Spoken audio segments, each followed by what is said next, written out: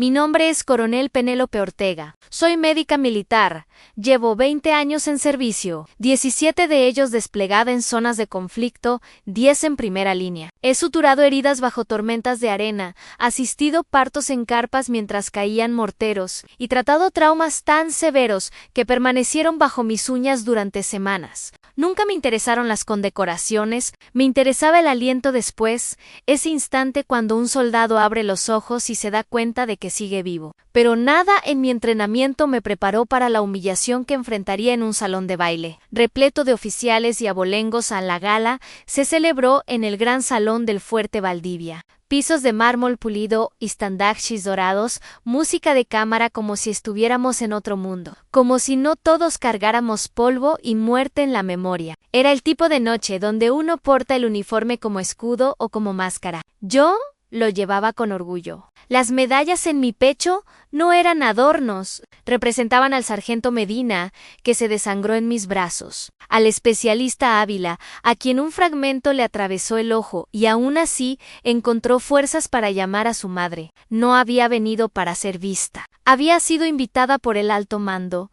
No esperaba encontrarme con mi familia allí. Los localicé, cerca del arco central. Mi madre ajustándose el collar de perlas, mi hermana Olivia con el cabello cuidadosamente rizado, y Casandro, mi hermano Mayo Ere, ex inteligencia militar, ahora consultor civil de defensa. Todavía con esa forma de caminar de quien cree que el ejército le debe algo. Me acerqué en silencio y asentí con la cabeza. Antes de que pudiera hablar, Casandro se volteó y me evaluó con la mirada. Su labio se torció en algo entre arrogancia y asco. Entonces lo dijo: deja de comportarte como enfermera, Penélope. Esto no es tu sala de emergencia. Las palabras impactaron más fuerte que cualquier granada. Lo miré ahí parado en su traje impecable, con el martini en la mano y esa sonrisa que siempre decía: no perteneces aquí. Habló lo suficientemente alto para que la pareja junto a él lo escuchara, y lo suficientemente bajo para asegurarse de que yo sería la dramática si respondía a no me inmute. He estado bajo fuego más preciso. Detrás de él veía a alguien, a un joven en traje oscuro, sentado en la esquina. Su silla de ruedas, casi camuflada contra la decoración negra y plateada, su rostro pálido, sus ojos vacíos, no hablaba con nadie. Nadie hablaba con él. Lo reconocí. Teniente Mateo Becerra, ingeniero de combate, gravemente herido por un artefacto explosivo improvisado en operaciones internacionales. Hijo del general Hernán Becerra, general de 4 estrellas. Conocía su expediente, pero más que eso, conocía esa mirada. Era la mirada de un soldado que regresó a casa, pero dejó una parte de sí mismo atrás. Me alejé de Casandro sin decir palabra. Caminé directo entre la multitud. Algunos dejaron de hablar.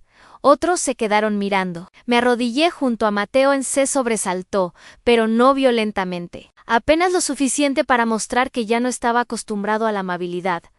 Suavemente le pregunté: ¿quieres bailar? Esperen al principio. No respondió. Su mano tembló levemente sobre su regazo, como si la memoria del movimiento aún viviera en sus nervios. Un silencio lento e incómodo se extendió a nuestro alrededor. Más pesado que la música. Entonces asintió. Nadie lo ayudó. Yo no lo levanté. Simplemente me puse de pie y le ofrecí mi mano. Él se aferró a la silla y se impulsó. El esfuerzo fue torpe. Su órtesis de pierna se deslizó ligeramente cuando se inclinó hacia adelante. Gimió. Yo esperé. Y entonces se puso de pie. No completamente, pero lo suficiente. Colocó un pie cuidadosamente delante del otro. Su mano encontró la mía, no para equilibrarse, sino para conectarse. No la sentí temblar. Nos movimos lentamente. Un arrastre, un respiro, otro arrastre. Mis botas de uniforme marcaban el compás, junto a su paso mecánico. La orquesta no cambió el tempo, pero el salón, sí. La gente lo notó. Una mujer jadeó. El salón de baile quedó en silencio. Casandro se quedó paralizado, su copa congelada en el aire. Mi madre retrocedió un paso, sus ojos buscando a alguien que le explicara lo que estaba sucediendo. Mi hermana se veía pálida. El cuarteto de cuerdas continuó tocando una melodía conmovedora. el violín hinchándose bajo el peso de un significado para el que nadie estaba preparado. A la mano de Mateo apretó la mía con más fuerza, no por miedo, sino por determinación. Su frente se arrugó. Levantó la vista, no hacia mí, sino más allá de mí. Entonces comenzó lentamente a girar, un cuarto de vuelta, inestable en su equilibrio. Pero fue su elección moverse. Su siguiente paso, y yo lo seguí, no terminamos ningún vals, pero sí algo distinto. Mateo exhaló profundamente, asintió una vez y se dejó caer de nuevo en su silla. Sus ojos, antes vacíos, ahora brillaban con algo peligrosamente cercano a la esperanza en mí.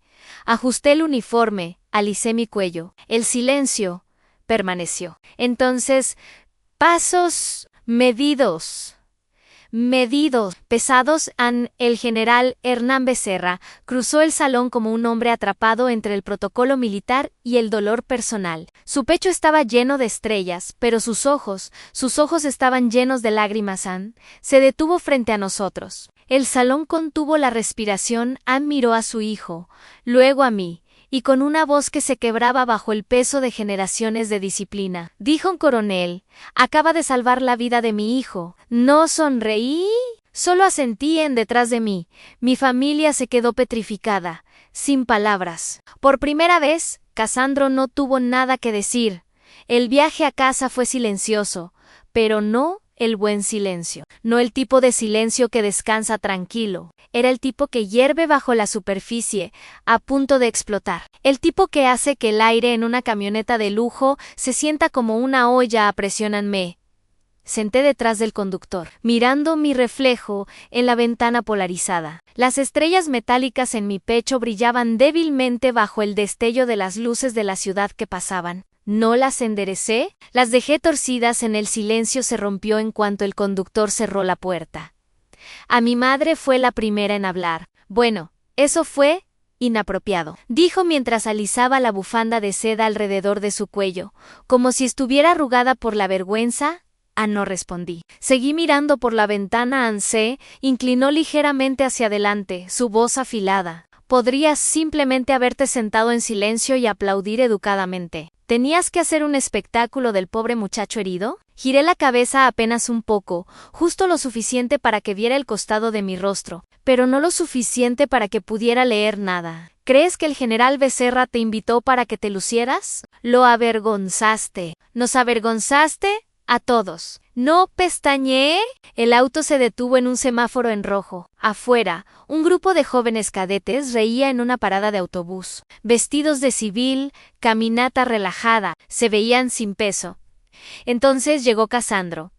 No levantó la voz. Nunca lo hacía. Su tono era cortante, frío como siempre. Planeaste eso, ¿verdad? Leíste su expediente. Querías hacer una escena frente a un general de 4 estrellas. Mi estómago se contrajo, no por shock, sino por la familiaridad. Casandro siempre había creído que la ambición era más sucia cuando venía de alguien como yo. Él podía escalar escaleras, yo debía trapear el piso debajo de ellas.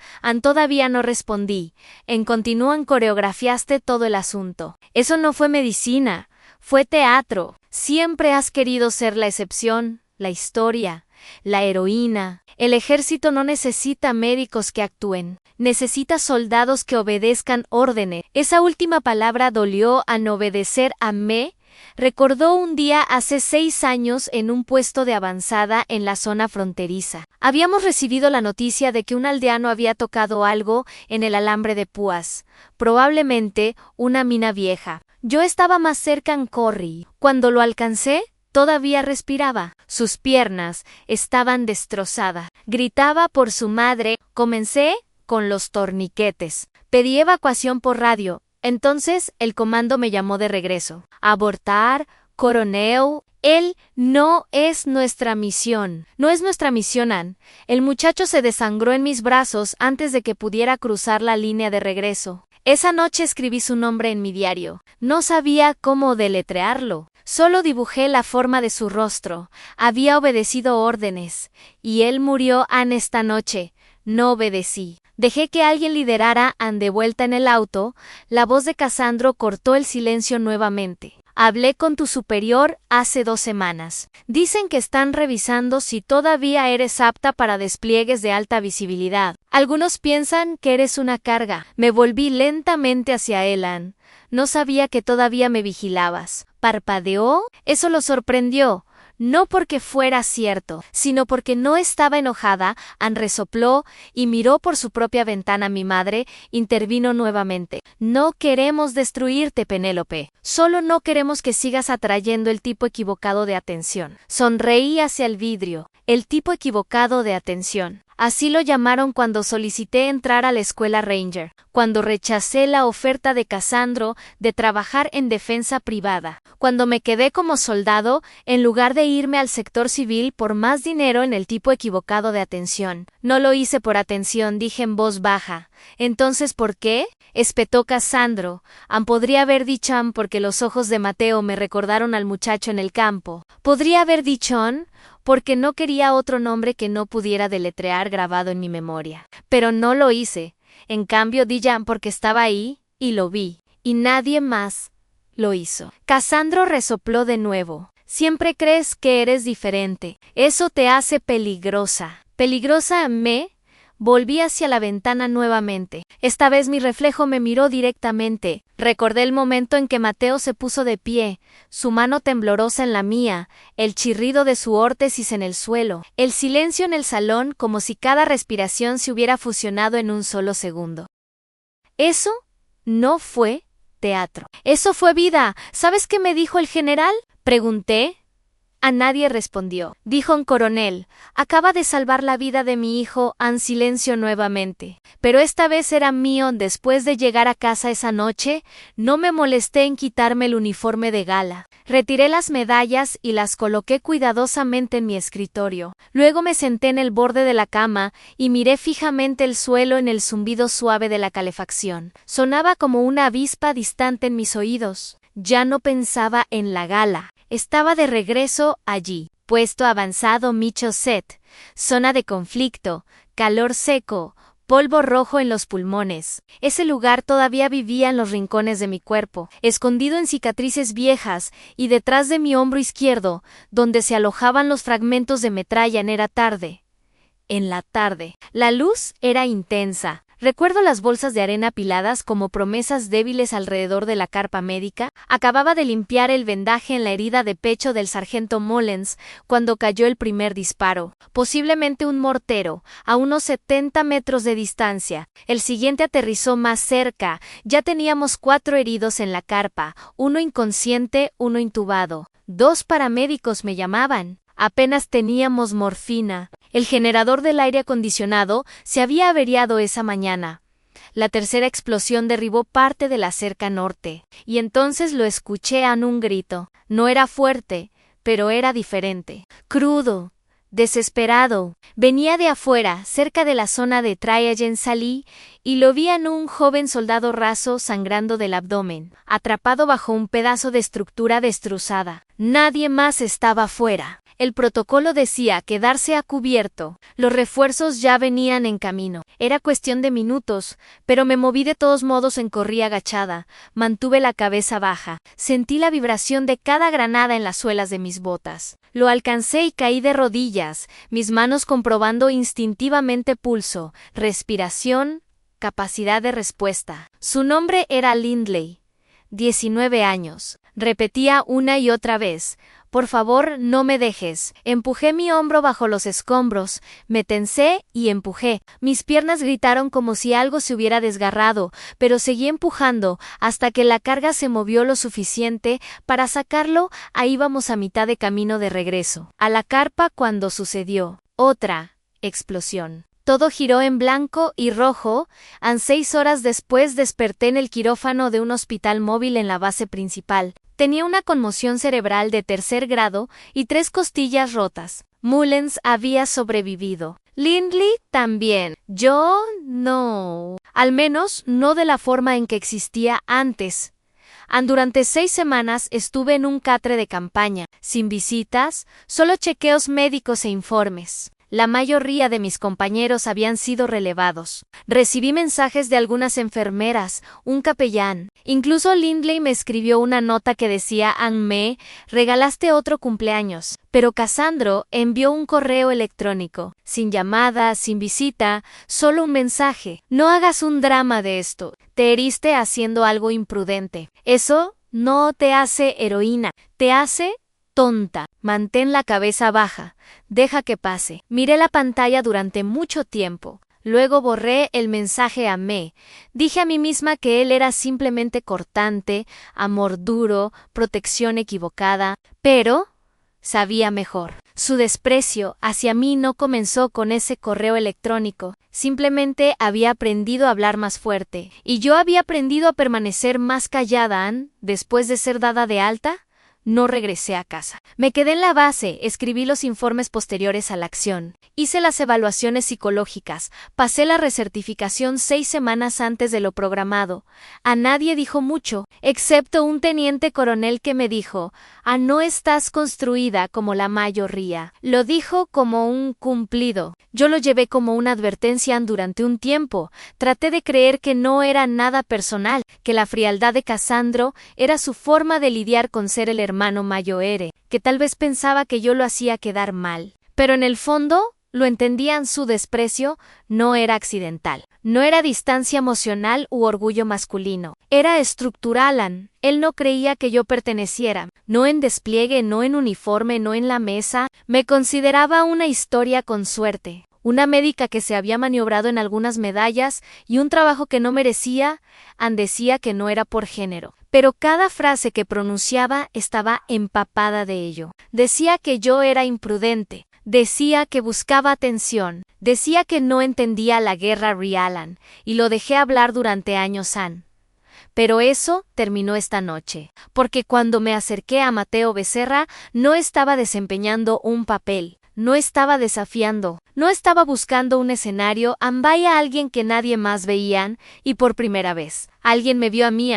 Esas 7 palabras del general Becerra no fueron halagos vacíos. Fue reconocimiento por primera vez en mucho tiempo. Alguien de ese rango no me vio como una enfermera que casualmente terminó en el campo de batalla. Vieron a una coronel que se había ganado cada paso. 3 días después de la gala, llegó un sobre blanco simple, sin marcas, sin insignias, solo mi nombre en letras mayúsculas. Lo abrí lentamente, cuidando de no hacer pliegues en dentro.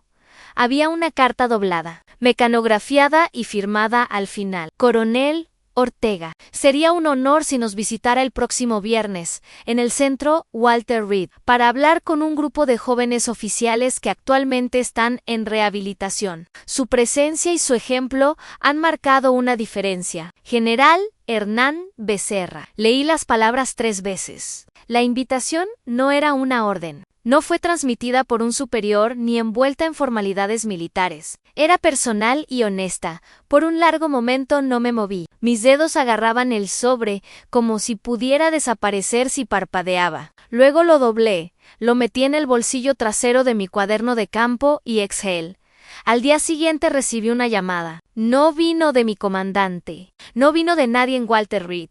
Vino de Cassandro, ni siquiera me saludó. ¿Qué demonios estás haciendo, Penélope? No respondí. Lo dejé hablar. Escuché que vas a dar un discurso en Walter Reed, pararte ahí como una heroína de guerra condecorada y actuar como si fueras la oficial modelo. Todavía no dije nada. Continuó. ¿Siquiera sabes lo dañino que es esto? No solo te estás poniendo bajo los reflectores, estás arrastrando el apellido familiar. Estamos bajo observación por 2 contratos de defensa. ¿Crees que ayuda que mi hermana esté allá afuera salvando al hijo paralizado de un general? Sentí los músculos de mi mandíbula tensarse, pero mantuve la calma. ¿Cassandro? Dije lentamente. No hice nada para las cámaras. Él rió brevemente. Amargo. No, pero las cámaras te siguieron de todos modos. ¿Y ahora todos te llaman la médica milagrosa? ¿La sanadora de Becerra? ¿Realmente crees que eso pasa desapercibido? Ahí lo entendí. No se trataba de que yo fuera peligrosa. Se trataba de que yo era visible. Cassandro siempre había preferido que yo fuera invisible. Útil en privado. Ignorable en público. Voy a ir, dije tranquilamente. Él respondió bruscamente. Entonces no te sorprendas cuando todo te explote en la cara, coronel. Y colgó. Esa noche recibí un mensaje de mi CEO, no era acusatorio, pero sí cauteloso a Ortega. Hay rumores. Alguien ha marcado algunos pasajes de tu informe de la zona fronteriza, frases que sugieren que no seguiste una directiva. No hay investigación oficial, solo circulación interna. Ten cuidado, no necesité preguntar de dónde venía. Ya lo sabían a la mañana siguiente. 2 portales de noticias diferentes publicaron artículos en línea. Titulares clickbait baratos, acusaciones vagas, médica de campo o riesgo. Heroísmo de coronel cuestionado tras gala. Controversia detrás del uniforme, la verdadera historia de Penélope Ortega. Citaban fuentes anónimas, sacaban viejos informes de despliegue fuera de contexto y citaban a un ex soldado sin nombre que afirmaba que una vez había puesto en peligro a una unidad al actuar sin autorización. No había pruebas, pero no las necesitaban. Ese era el juego. Cassandro conocía el sistema. No necesitaba que me reprendieran oficialmente. Solo necesitaba enturbiar las aguas para que no pudiera mantenerme de pie en ellas. Quería ahogarme en insinuaciones. Y habría funcionado. Hace unos años habría funcionado, pero ya no me escondería.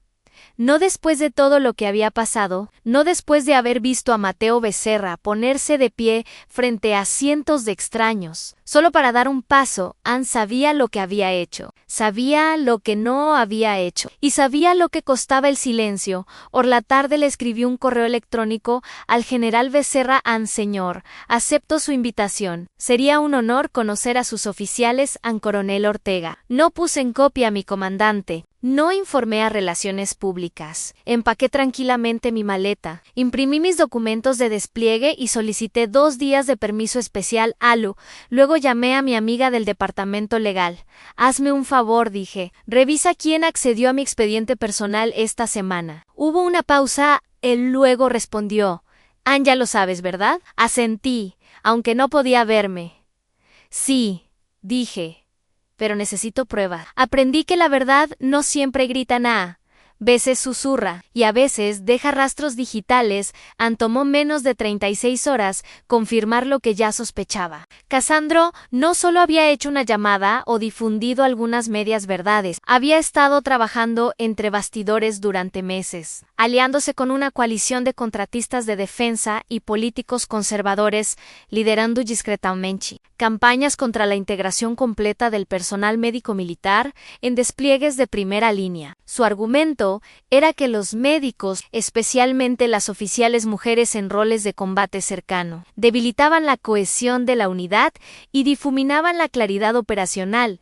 Ya había escuchado de esto en notas al margen, leído columnas con lenguaje encubierto, seguido audiencias en el Congreso, con preocupaciones sobre límites de despliegue, pero no había entendido cuán cerca estaba hasta que vi mi nombre en uno de sus memorandos internos. No era público todavía, pero una amiga del sector defensa, a quien una vez había capacitado en atención médica de campo, lo había marcado discretamente para mí. El memo listaba 3 nombres: coronel Penélope Ortega, teniente Tatiana Sims, mayor Arturo Livy. Los 3 éramos médicos militares, los 3 habíamos sido condecorados por valentía en la última década, y los 3 habíamos aparecido brevemente en videos del Ministerio de Defensa sobre medicina de combate moderna. Según el memo, éramos ejemplos de presencia inflada en el campo y riesgo operacional creado por ambigüedad multifuncional. Leí esa oración 5 veces.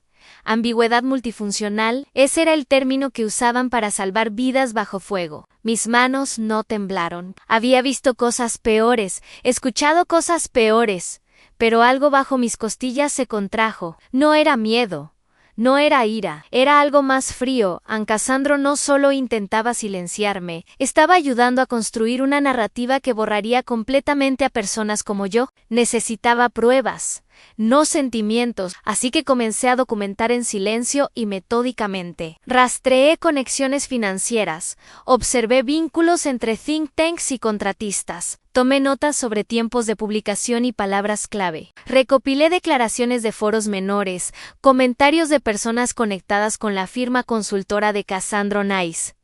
Todo esto sin filtrar nada, sin quejarme, sin mostrar debilidad. No necesitaba titulares, necesitaba la verdad limpiamente apilada e innegable. Lo que no esperaba era el correo electrónico, llegó a través de un servidor seguro. Sin nombre, sin saludo, solo una línea. Él me hizo lo mismo, y peor. Adjunto había un PDF escaneado con documentos de divorcio, acuerdos, cláusulas de confidencialidad. Al principio pensé que era spam, hasta que reconocí el nombre Amera Stentin-Ward. La ex esposa de Cassandro no había escuchado su nombre en años. Se habían separado hace 5 años. En silencio y sin escándalo. La familia lo descartó, dijo que fue amistoso. Pero Mera desapareció después, dejó la capital, aceptó un puesto en salud sin fines de lucro y nunca volvió a aparecer en ninguna reunión familiar.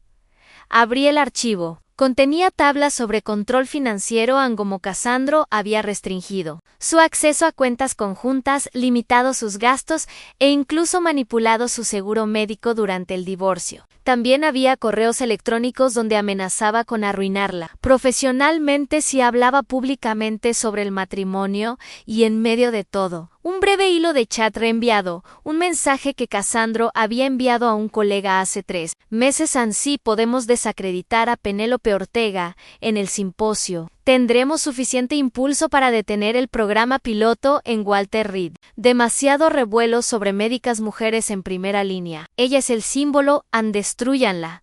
La narrativa muere. Miré la pantalla durante mucho tiempo. No porque estuviera sorprendida, sino porque finalmente tenía lo que necesitaba. No rumores, no sospechas. Pruebas aún así, algo no se sentía bien. Escribí de vuelta. ¿Por qué justo ahora? La respuesta llegó rápido. Porque vi tu discurso en la gala, y porque no te acobardaste, esta vez firmó. Mera no era perdón, no era solidaridad, pero era suficiente. Suficiente para saber que no era la única que había sido descartada, socavada y tratada como prescindible por un hombre que usaba el poder como armadura. Recopilé los documentos. Redacté lo que debía ser redactado. Verifiqué las fuentes. Luego hice una copia completa final del informe y la entregué personalmente en la oficina del inspector general sin prensa, sin escándalo. Solo la verdad. Después conduje hasta Walter Reed. Metí la carta del general en el bolsillo de mi abrigo y entré al edificio principal sin mirar atrás. Walter Reed no se sentía como un hospital, no en el sentido usual. Respiraba como un campo de batalla silencioso pero vigilante, lleno de personas que habían visto lo máximo y todavía estaban aprendiendo cómo regresar de ello en las paredes. Olían débilmente antiséptico y perseverancia, ese tipo que no se puede desechar. El área de rehabilitación era luminosa, luz natural, colores suaves en las paredes, pero lo más notable era el sonido o la falta de él. Nadie lloraba, nadie gritaba, pero el esfuerzo estaba en el aire. Cada respiración, cada movimiento, cada mandíbula apretada decía: todavía estamos aquí. Mateo me vio primero. Estaba al otro lado del salón, balanceándose entre barras paralelas. Su uniforme había sido reemplazado por ropa de rehabilitación añún. Camisa holgada, una órtesis ajustada, zapatos suaves. Su mirada encontró la mía. No sonrió todavía, pero asintió. Eso fue suficiente. Me uní al equipo de fisioterapeutas al borde de las colchonetas. No llevaba uniforme, solo una camisa azul oscuro simple y pantalones, sin rango, sin insignias, solo el recuerdo de quién era cuando comencé este trabajo y la promesa de quién sería cuando regresara. No di órdenes, no demostré nada. Me senté con un pequeño grupo de oficiales, especialistas, tropas hombres y mujeres, algunos sin extremidades, otros luchando por usar las que tenían. Cada uno cargaba más que solo dolor físico. Se veía en su postura, en cómo dudaban antes de moverse, como si su cuerpo pidiera permiso a algo que su mente no podía nombrar. No interrumpí ese silencio. En cambio, conté una historia no sobre guerra, no sobre medallas, sino sobre un niño que una vez traté. Quemaduras en la mitad de su rostro, demasiado asustado para mirarse en un espejo. No caminaba, no porque no pudiera, sino porque creía que todos los que lo vieran huirían. Así que cada día caminé a su lado, no delante de él, no detrás de él, a su lado, hasta que un día soltó mi manga. Terminé la historia ahí. sin cierre dramático. Solo la verdad. Mateo escuchaba. Ya no estaba sentado. Desde que llegué, había dado 2 pasos. Inseguros, pero hacia adelante. En el tercer paso, sus brazos temblaron. Me acerqué, pero no para sostenerlo, solo para asegurarme de que supiera que lo veían. Apretó los dientes. El sudor se formó en su frente. Otro paso. Me miró. Luego el suelo. Su voz era apenas más que un susurro. Duele. Asentí. Entonces está funcionando. Un parpadeón. Luego dio otro paso. Y otro. El salón quedó en silencio. No por asombro, sino por respeto. El dolor aquí es común. El progreso es sagrado. Mateo llegó al final de las barras. Se volteó lentamente. Su padre permaneció quieto. No dije nada. Solo le di el espacio para sentir lo que necesitaba sentir. Entonces alguien habló detrás de mí. Una teniente joven, a quien todavía no conocía. Tal vez 24 años. Cabello corto, le faltaba la mano izquierda. Estaba apoyada en el marco de la puerta, brazos cruzados, observándome. Ella no lidera, dijo la teniente casi para sí misma. Ellas siguen, pero eso es exactamente lo que nos hace avanzar. Un momento de silencio. Luego Mateo dijo, sin aliento, no pensé que pudiera hacer esto. Respondí. Es porque te enseñaron a esperar hasta que alguien te dijera cuándo era el momento.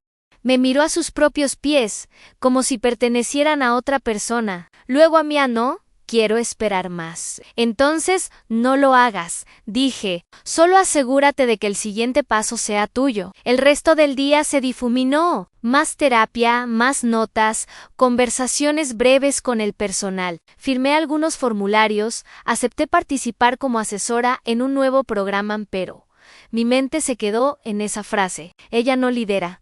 Ella sigue. No fue un elogio en el sentido usual, pero fue el mayor honor que podía recibir, porque en un mundo construido sobre jerarquía y control, a veces lo más radical es elegir caminar al lado de alguien, no liderar, no arreglar, sino creer, y dejar que la confianza haga el resto. Lo más difícil de presentar un informe no es recopilar pruebas. Ni siquiera es escribir el resumen o ordenar la cronología. Es presionar, enviar, saber que lo que suceda después ya no está en tus manos.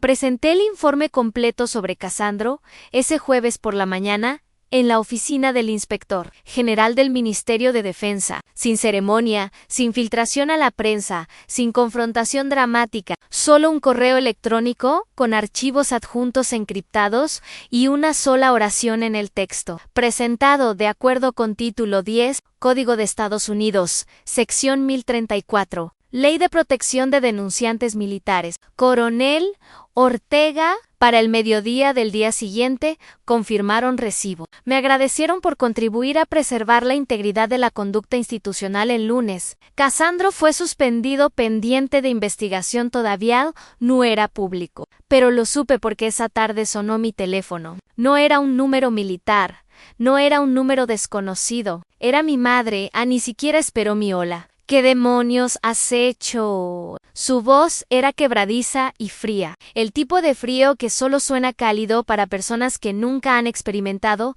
fuego real. Casandro acaba de llamar, espetó. Lo han removido de su puesto, sin advertencia, sin explicación. ¿Sabes lo que esto significa para su carrera? ¿Para nuestro apellido? Respiré lentamente, mirando por la ventana de mi alojamiento temporal en Walter Reed. Mamá, dije calmadamente, presenté pruebas. No inventé nada. Avergonzaste a esta familia Ciceo. Arrastraste a tu propio hermano por el lodo. ¿Para qué? ¿Por un poco de atención? En una gala. Casi tuve que reírme. No porque fuera gracioso, sino porque ella todavía pensaba que se trataba de un baile. ¿Crees que hice esto para avergonzarlo? Pregunté.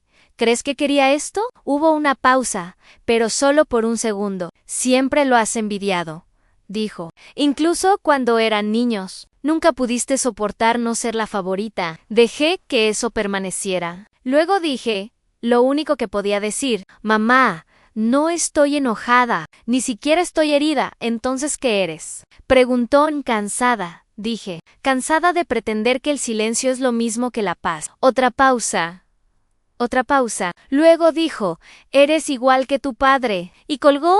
No devolví la llamada. No tenía que hacerlo, cerré mi teléfono, lo coloqué suavemente y fui al archivero junto a mi cama. Saqué un pedazo de papel doblado, una carta que mi padre había escrito hace 15 años. Poco antes de su despliegue en Ramani, nunca regresó a la carta. No tenía nada heroico, ninguna despedida dramática, solo una línea que se quedó en mi memoria. Lo único más peligroso que hacer lo correcto es quedarse en silencio, sabiendo lo que está mal esa noche. La oficina del inspector general publicó un informe interno. El acceso de Casandro a los sistemas del Ministerio de Defensa fue revocado. No podría desempeñar ninguna función consultiva hasta que se completara la auditoría completa. Eso tomaría semanas, quizás meses, pero la maquinaria estaba en marcha. No celebré. No presumía nada. La mañana siguiente volví al área de rehabilitación. Mateo ya estaba allí, haciendo rondas con otro paciente. Me saludó cuando me vio. Asentí a la joven teniente.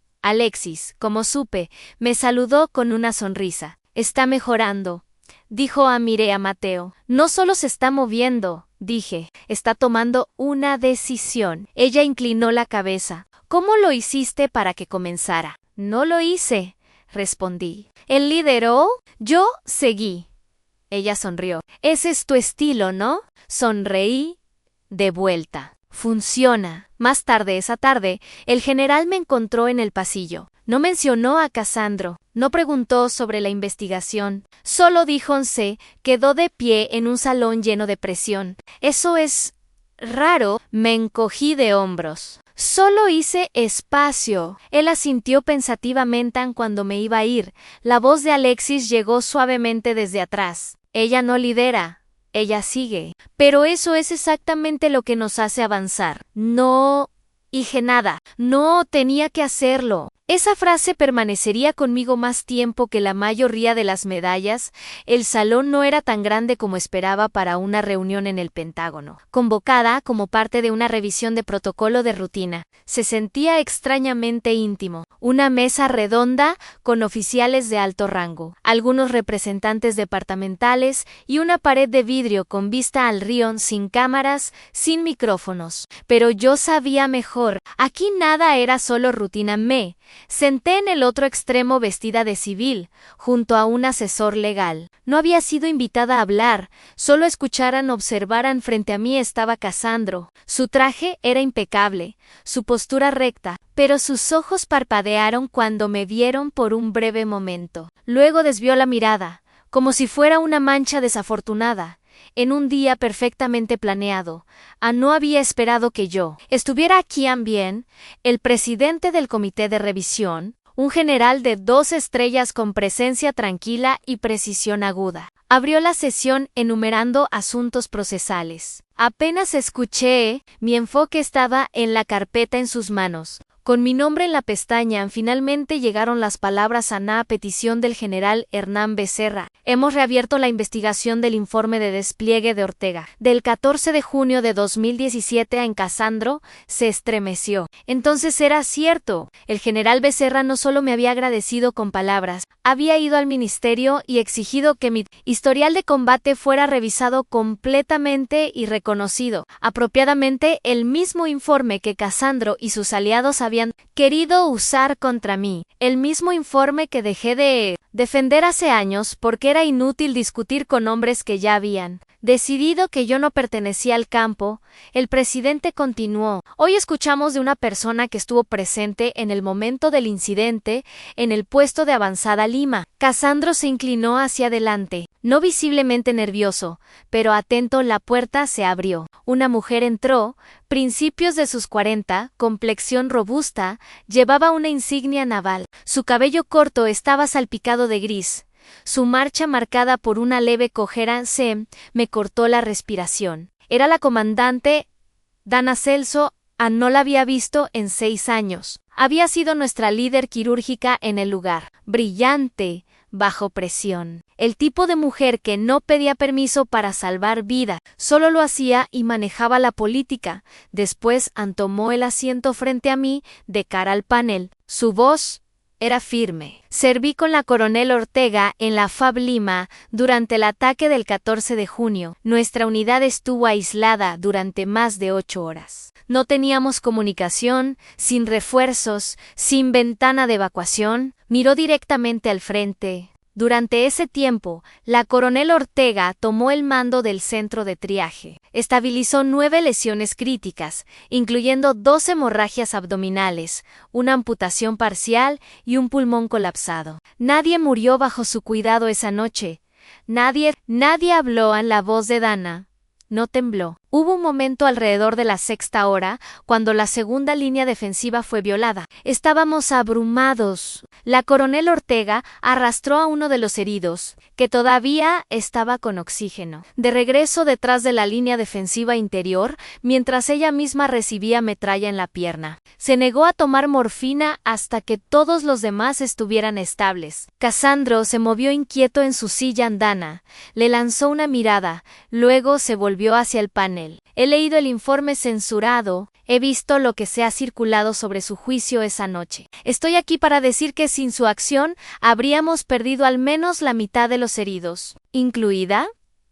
Yo, el presidente asintió lentamente. ¿Por qué su testimonio no fue incluido en el informe original? Dana no dudó. Fui evacuada médicamente a la mañana siguiente y aislada por riesgo de infección. Presenté mi informe, pero fue retrasado en la cadena de mando. Cuando apareció, la investigación ya había concluido. Hizo una pausa y agregó, hasta hace poco. Ni siquiera sabía que su desempeño estaba siendo cuestionado. El salón quedó en silencio. Entonces el general Becerra, que había permanecido callado hasta ese momento, habló por primera vez. Se dirigió al panel. Solicité esta revisión no porque la coronel Ortega me lo pidiera. No lo hizo. La solicité después de ver a mi hijo, que no se había puesto de pie durante 14 meses, dar 6 pasos completos bajo su supervisión, sin lástima, sin escenario, solo respeto. Casandro apretó la mandíbula. Becerra se inclinó hacia adelante. Si esta institución castiga la integridad porque incomoda a algunas personas, entonces no estamos protegiendo el uniforme, lo estamos enterrando. Se reclinó. El silencio regresó, pero esta vez era mío. Cuando salí del Pentágono esa tarde, la prensa ya había captado algo. No toda la historia, no los matices, solo lo suficiente para rascar la superficie. Esa noche apareció un titular en un blog de defensa, de tamaño mediano en coronel, que bailó en la gala, ahora en el centro de una tormenta del Pentágono. Luego otro, médica condecorada o oficial imprudente. Revisión interna, desata controversia política. A la mañana siguiente, me alcanzaron las llamadas. Desperté con 7 llamadas perdidas, 3 mensajes de voz y una docena de correos de reporteros. Querían citas, aclaraciones, reacciones. ¿Querían un rostrón?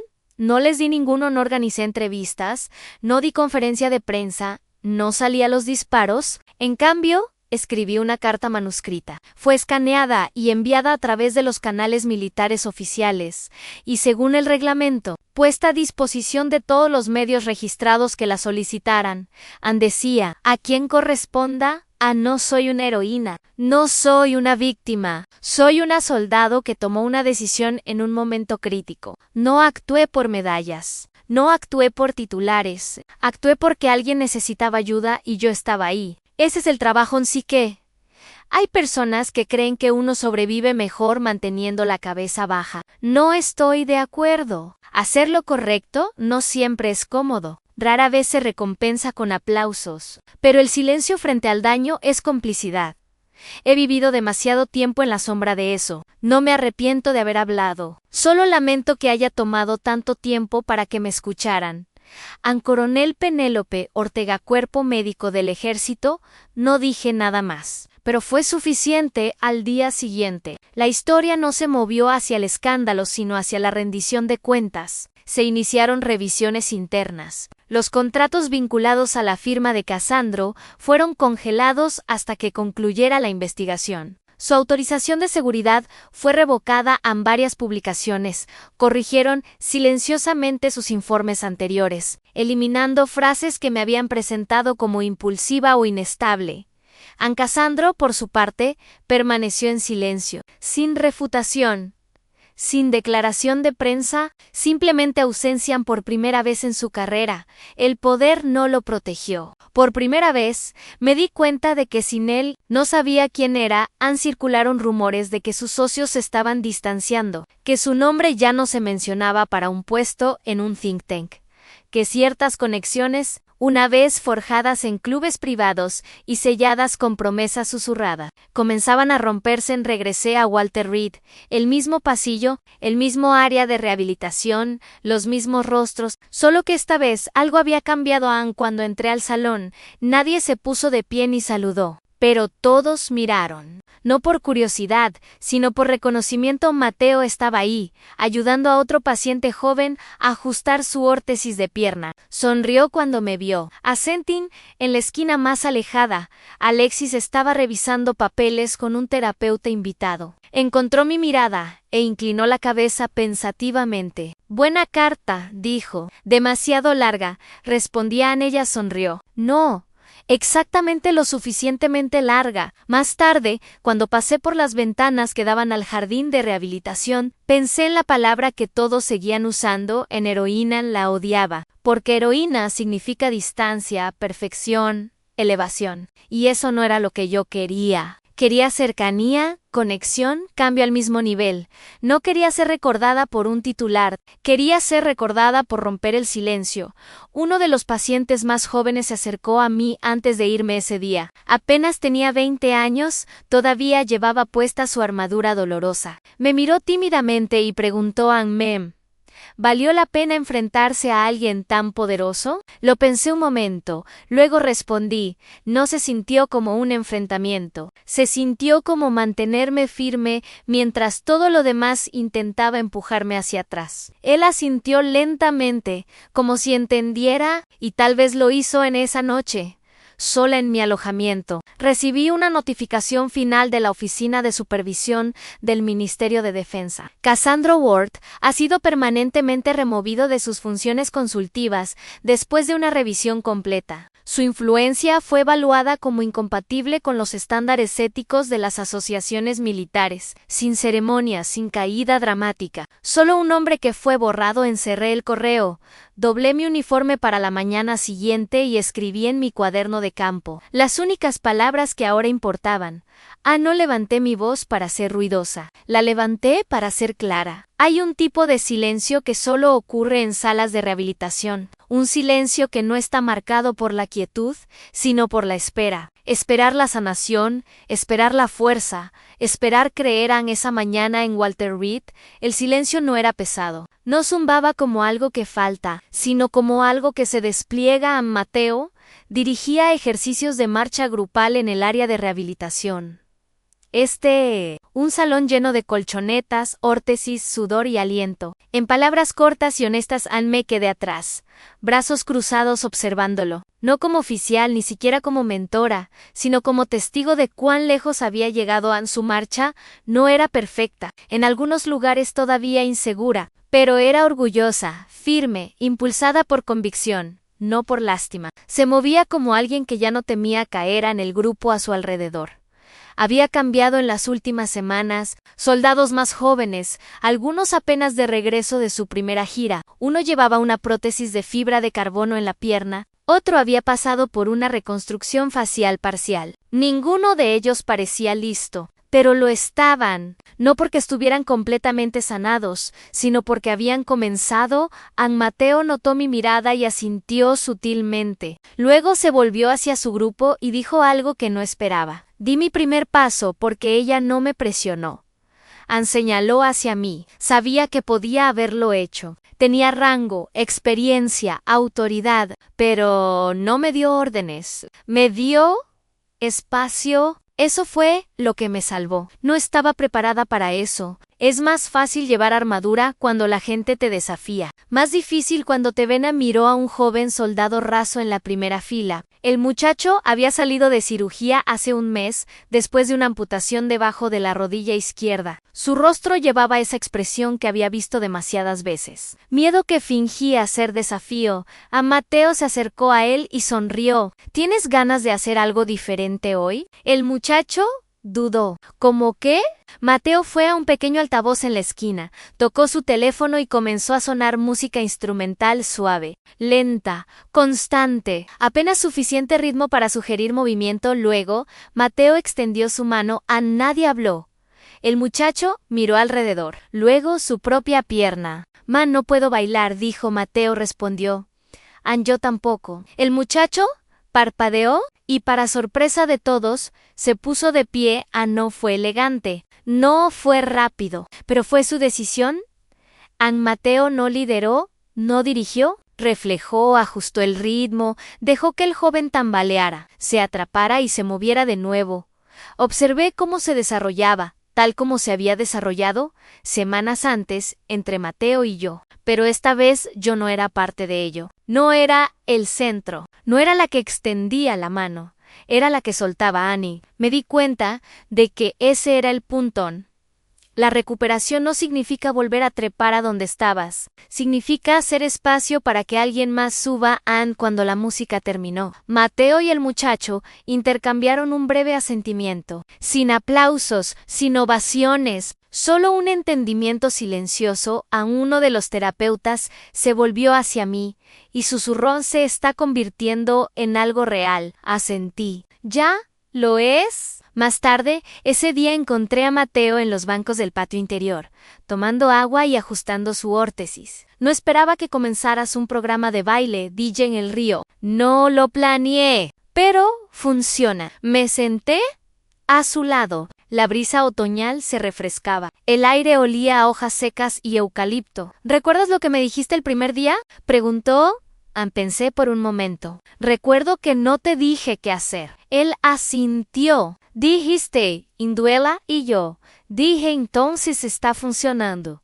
Sonreí. Todavía es cierto. Asintió, mirando al jardín. Todavía es cierto, pero duele menos. Nos sentamos en silencio por un rato. Luego me miró y preguntó: ¿crees que estoy listo? ¿Listo? ¿Para qué? Para hacer por alguien más lo que tú hiciste por mí. Encontré su mirada. Ya lo estás haciendo. Miró su órtesis, ajustó la correa, susurró casi para sí mismo. Ella no lideró, ella siguió, pero eso es exactamente lo que nos hace avanzar. No respondí. Ese ya no era mi bicho. Ahora le pertenecía a él. Pidió encontrarse en el antiguo mirador, donde solíamos ir de niños, donde nuestro padre nos llevaba después de los largos servicios dominicales y nos enseñó a hacer saltar piedras sobre el barranco. No respondí de inmediato a su mensaje. No estaba segura de querer ir, pero aparecí, no por obligación, no por nostalgia, sino por despedida. Cassandro ya estaba ahí cuando llegué, de pie de espaldas a mí, ambas manos apoyadas en la baranda como si quisiera evitar flotar. No se volteó cuando me acerqué, no dijo hola, solo miró sobre el borde y dijo: siempre pensé que estabas detrás de mí. No respondí.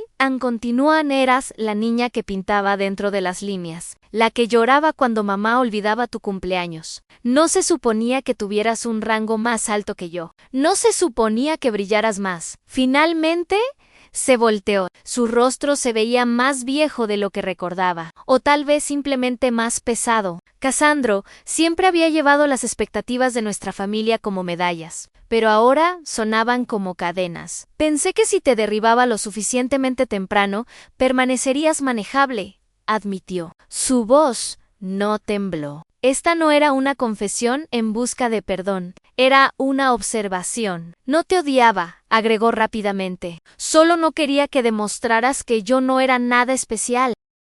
Dejé que el silencio entre nosotros permaneciera un momento. Luego dije: ¡ay, no! Tienes que ser especial para ser bueno. Él resopló. Fácil para ti decirlo, Tienes medallas, artículos, cartas de generales. Yo estoy bajo observación. Se volteó de nuevo, mirando los árboles distantes. Luego, su voz bajó. ¿Cómo sobreviviste? Parpadeé. ¿Sobrevivir? ¿Ah? ¿Qué? No me miró cuando preguntó, ¿cómo seguiste adelante cuando la familia te veía como una carga? La pregunta golpeó más fuerte de lo esperado. No estaba formulada como un ataque. No llevaba su resentimiento habitual. Era cruda, honesta. Inhalé y respondí con cuidado. Seguí adelante porque sabía que no necesitaba que nadie me levantara. Al principio, no reaccionó. Luego se apoyó en la baranda, mirando hacia abajo, como si esperara que el suelo respondiera. Solía pensar que el control era fuerza, dijo en voz baja, pero la verdad es que tenía miedo. Si tú tenías éxito sin mí, entonces no tenía excusa. Guardé silencio. Me convencí de que eras imprudente, emocional, ingenua, pero vi los informes, lo que hiciste en la zona fronteriza, lo que hiciste por Mateo. Casandro me miró, sin disculpas en sus ojos, pero tampoco ira. Solo un hombre al que se le habían acabado las ilusiones. Dijo. Pensé que liderazgo significaba ser seguido. Respondí.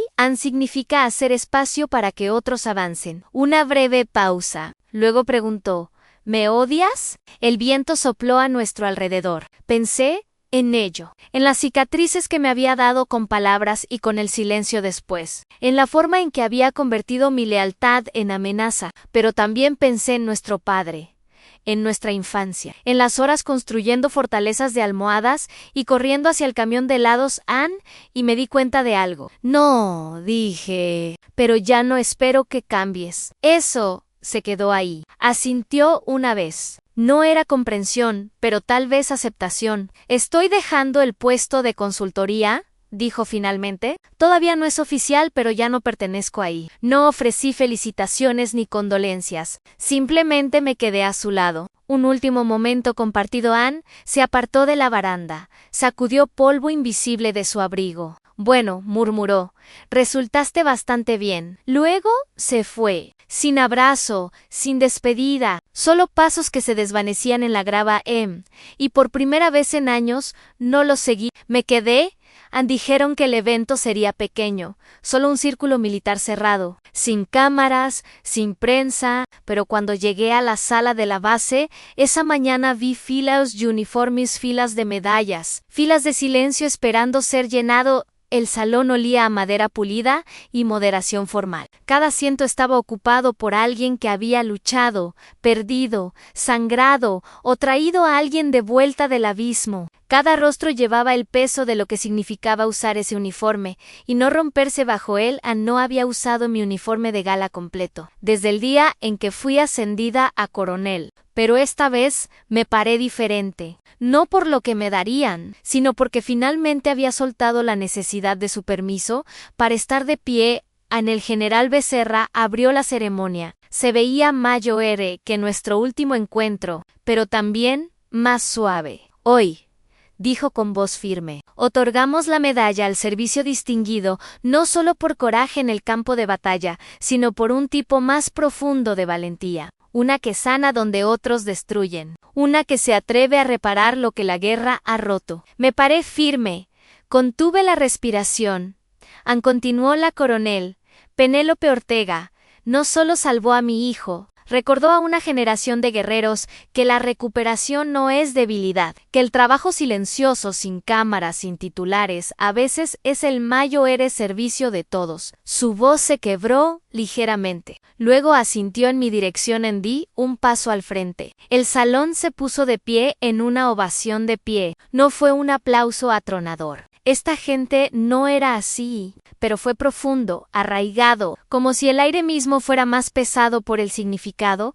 Colocó la medalla alrededor de mi cuello. Era pesada. Se inclinó y susurró. Esto debería haber sucedido hace años. Lo siento. Asentí. Sucedió cuando más se necesitaba, señor. Sonrió. El aplauso continuó mientras me volteaba hacia la audiencia. Dejé que mi mirada recorriera el salón. Al final de la tercera fila, la vi. La madre de Mateo tenía las manos fuertemente entrelazadas. Una lágrima corría por su mejilla, el orgullo se dibujaba en su postura y luego atrás, en la última fila, sin uniforme, sin placa de identificación. Solo un hombre en un traje sencillo, parado solo en Casandron, sus hombros estaban rígidos, su expresión indescifrable. Nadie a su alrededor le prestó atención. Se fusionaba con la pared como un recuerdo fuera de lugar, olvidado, irrelevante, empero cuando nuestras miradas se encontraron, no desvió la vista. Y por primera vez vi agua en sus ojos. No el agua que se retiene por orgullo, sino la que viene cuando algo dentro de ti se rompe y te das cuenta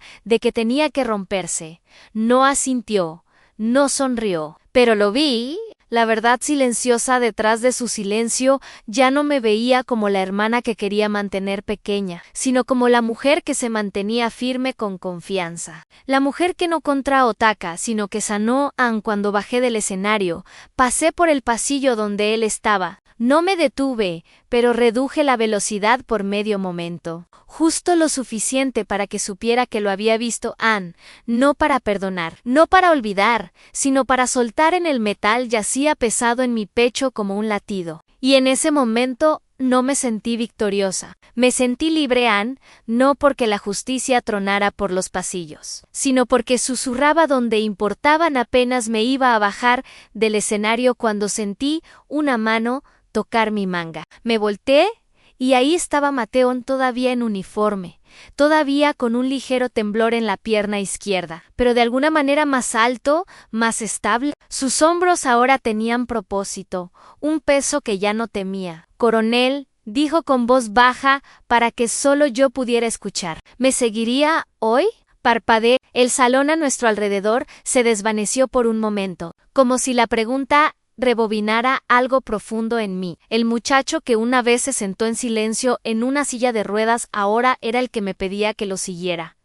Asentí una vez, siempre. Mateo tomó la iniciativa. No pregunté a dónde íbamos, simplemente me moví detrás de él, 2 pasos atrás. Como una vez caminé detrás de cirujanos principales en carpas de triaje en zona de guerra, pasó junto al general, junto a su padre, junto a la expresión sorprendida de Becerra, que lentamente se transformó en comprensión. Silenciosa, Mateo se acercó al mismo podio donde acababa de recibir mi medalla. Ajustó el micrófono, lanzó solo una breve mirada hacia atrás para asegurarse de que todavía estaba allí. Luego comenzó: «A mi nombre es Mateo Becerra», dijo, la voz ligeramente temblorosa, «y quiero decir algo. Quiero decir algo, no como hijo de un soldado, sino como un soldado que todavía está convirtiéndose. Podría haber oído caer un alfiler. Estaba roto cuando la coronel Ortega me encontró. No solo mi columna, mi fe, mi voluntad, mi sentido de importar, miró sobre el mar de uniformes, todos esperando. Ella no me sanó, no me presionó, ni siquiera me pidió que me pusiera de pie. Hizo una pausa. Bailó conmigo, La gente se movió en sus asientos. Me mostró que lo que vale no se restaura con lástima o aplausos, sino siendo visto, no como lo que perdiste, sino como lo que todavía eres. Se volvió a la izquierda y levantó la mano. Y del pasillo lateral, uno por uno, surgió un pequeño grupo de soldados. Una joven con una prótesis de brazo, un ex marín con temblor, un hombre silencioso, cuyos ojos nunca permanecían en un punto. Cada uno de ellos caminó hacia el escenario. No marcharon, no saludaron, simplemente tomaron, uno por uno, el micrófono. Estaba lista para darme de baja. No creía merecer cuidado. Ella se sentó 3 horas a mi lado sin decir una palabra. Pero estuvo ahí. Me avergonzaba ser visto en público. La coronel Ortega me dijo: has ganado cada cicatriz. Úsalas como una historia que vale la pena contar. No. He usado mangas largas desde entonces. Mi madre me dijo que dejara de llamarme soldado. La coronel dijo: todavía lo eres y siempre lo serás. Sus palabras no sacudieron las paredes. Sacudieron algo más. Silencioso y constante, como tierra que es suavemente removida, finalmente lista para nuevas semillas en mí. Quedé ahí mientras hablaban, pero no di un paso al frente. No era mi momento, era el de ellos. Cada voz, Cada herida, cada respiración entrecortada fue testimonio de algo que yo misma casi había olvidado. Al liderazgo no significa dar órdenes. Liderazgo significa acompañar a alguien en el camino que siempre fue el suyo, después de que el último soldado habló. Mateo se volvió hacia mí nuevamente, sin ceremonia, sin micrófono, solo esa mirada simple, llena de reverencia. Coronel Ortega dijo: «Gracias por no salvarnos». Fruncí el ceño ligeramente. Sonrió. «Nos dejó salvarnos a nosotros mismos». Mi garganta se cerró. Dio un paso adelante y extendió su mano. No como hijo herido, no como soldado en recuperación, sino como camarada. Di un paso adelante y tomé su mano. No nos inclinamos, no saludamos, nos paramos lado a lado, rodeados de historias que no necesitaban titulares para tener significado. Entonces alguien en la parte de atrás del salón comenzó a aplaudir, lento, deliberado, con intención. No creció hasta convertirse en trueno, sino en armonía, como aplausos al final de algo que no fue espectacular, pero que fue real. No dije nada más. Miré a Mateo, luego a los otros en el escenario y susurré en gracias por dejarme seguir. Porque a veces los verdaderos líderes no lideran, retroceden y confían en que aquellos a quienes una vez elevaron llevarán la antorcha aún más brillante.